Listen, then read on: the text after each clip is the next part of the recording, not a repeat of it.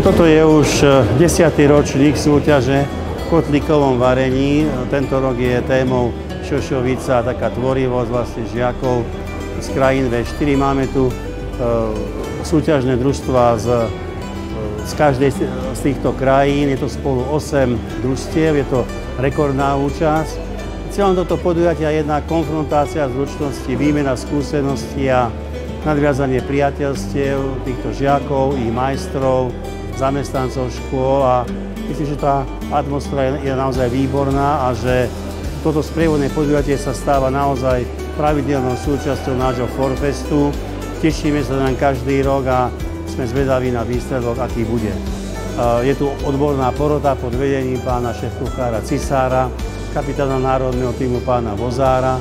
Takže myslím si, že toto podujatie by mohlo byť úspešné a že nadviažeme na tie predchádzajúce ročníky a urobíme taký rekord v počte súťažiacich a možno aj v kvalite tých konečných polievok.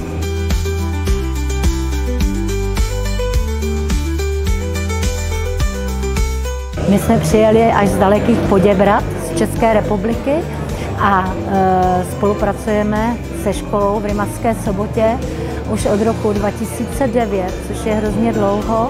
A tady teďka je báječná atmosféra, protože se snažíme připravit šošovicovou polievku. No, chtěli bychom si samozřejmě odtud odvést první místa. Přišli jsme s velkým očekáváním a doufám, že nás naši žáci nezklamou. Nevím, jestli máme nějaký tajný recept na šošovicovou polievku, ale protože čočka se u nás připravuje naprosto běžně, tak věřím, že s chutí uspěju u poroty hodnotící.